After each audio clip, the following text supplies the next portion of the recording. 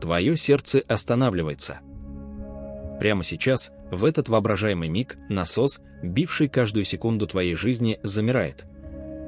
Кровь перестает двигаться. Примерно через 10 секунд ты теряешь сознание. И вот что почти все понимают неправильно.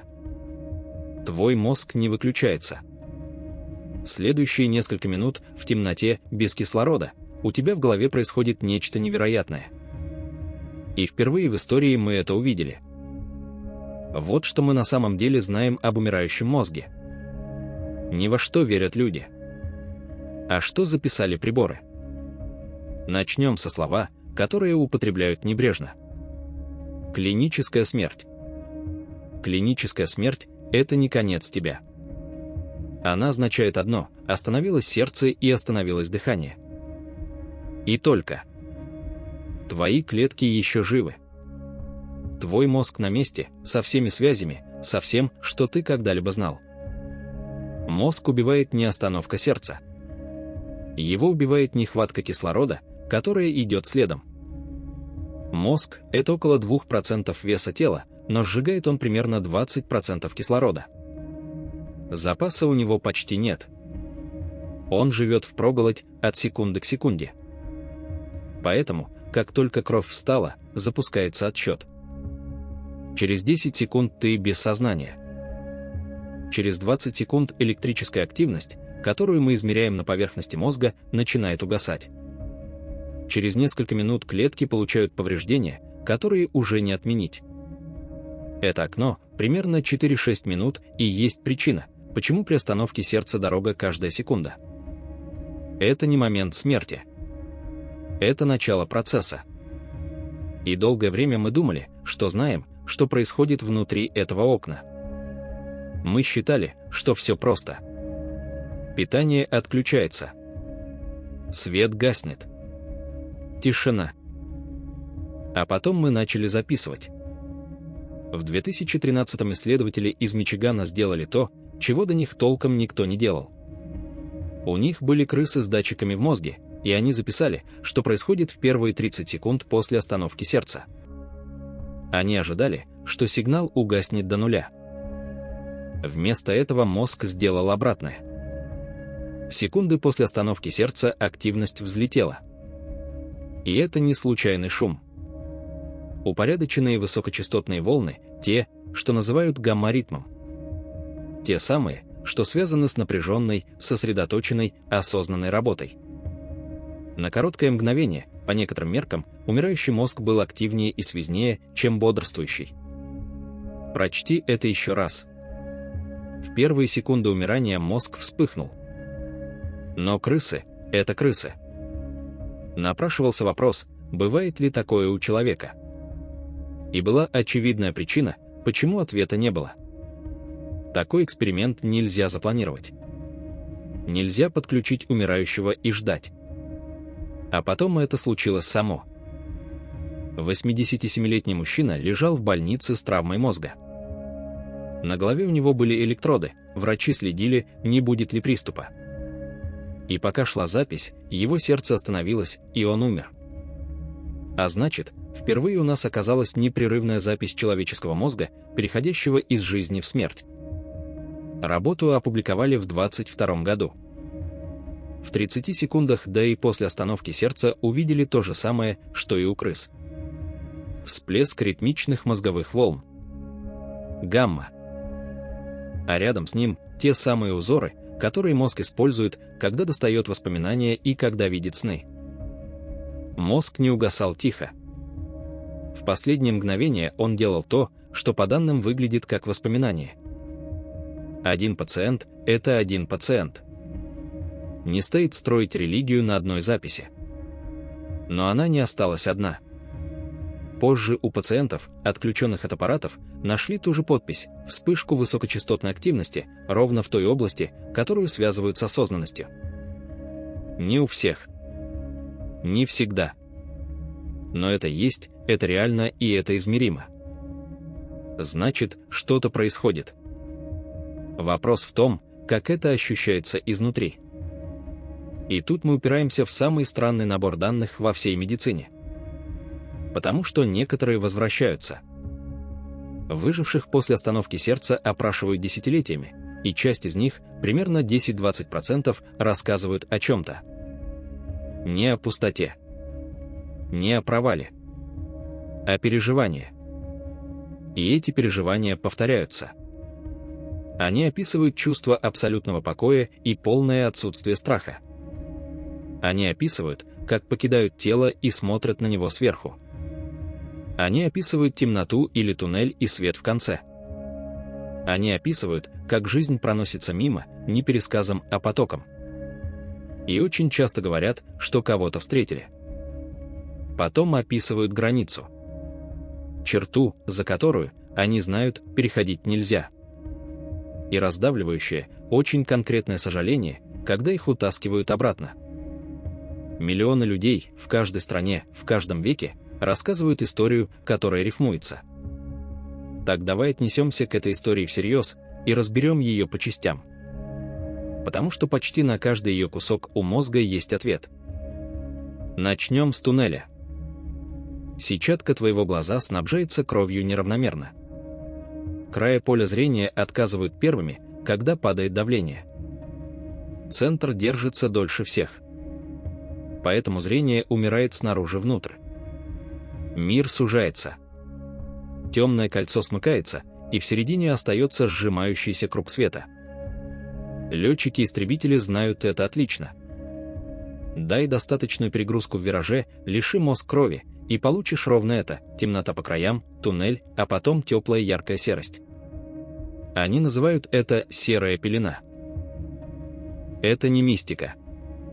Это гидравлика. Теперь свет.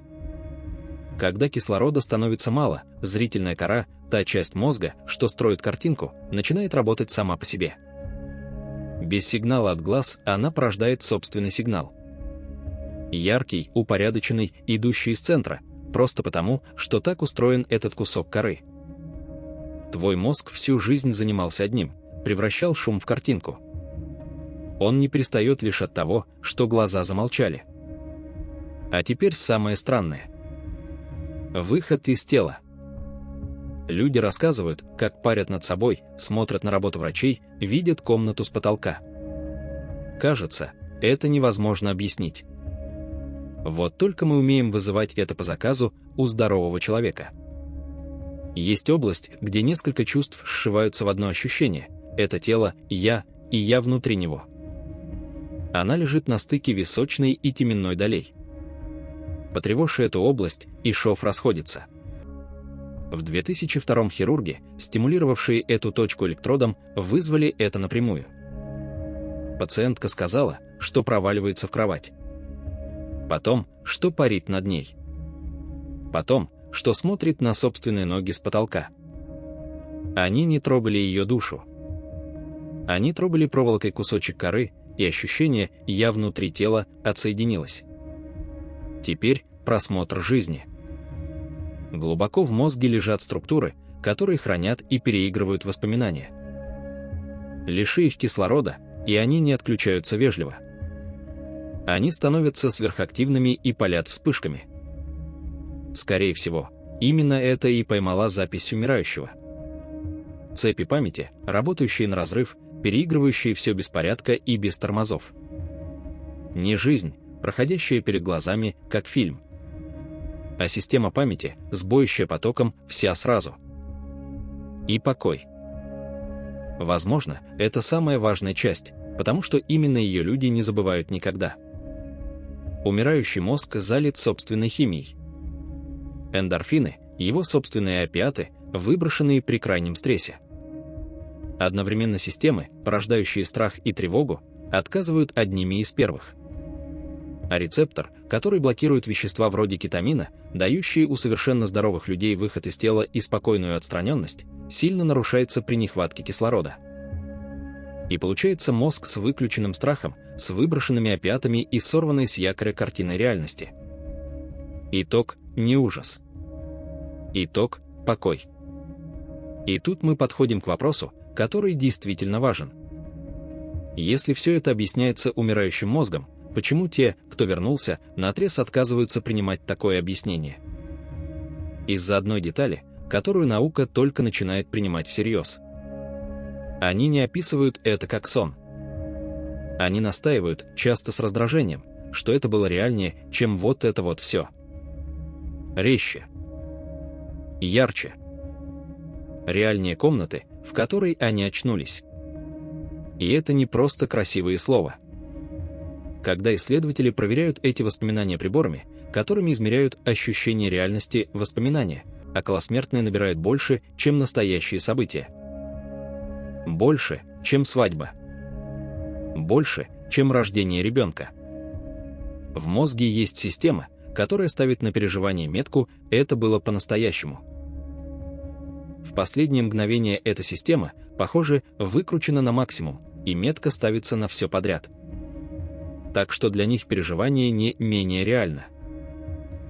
По всем их внутренним меркам это самое реальное, что с ними вообще случалось. И никакая химия их в этом не разубедит. А теперь честно, о трудном вопросе. Доказывает ли все это, что что-то остается после смерти? Есть и один опыт, который решил бы спор.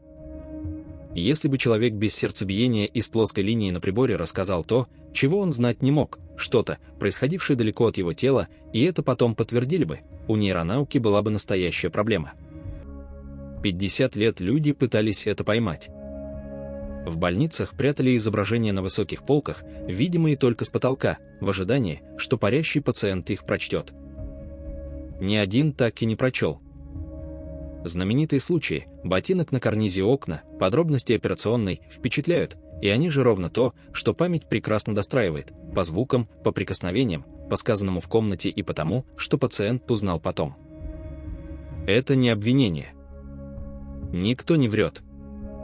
Просто так работает память, и мы уже видели, насколько хорошо она это делает.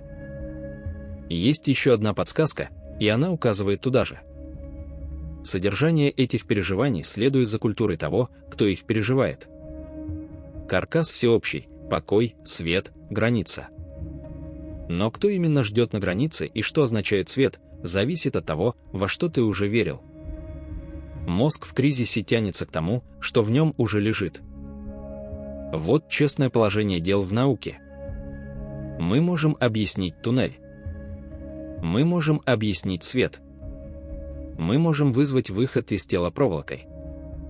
Мы можем объяснить поток воспоминаний и отсутствие страха. Чего мы объяснить пока не можем, почему все это так связано, так одинаково и так переворачивает человека, и как вообще хоть какое-то переживание строит мозг, теряющий все. И есть последнее, возможно, самое тревожное. Смерть, как выясняется, не мгновение. Это процесс, и черта все время сдвигается. В 2019-м исследователи взяли мозг свиней через 4 часа после того, как животных убили. 4 часа. По всем определениям, которыми мы пользуемся, эти мозги были мертвы. Их подключили к системе, гнавшей особую жидкость по сосудам. И клетки ожили.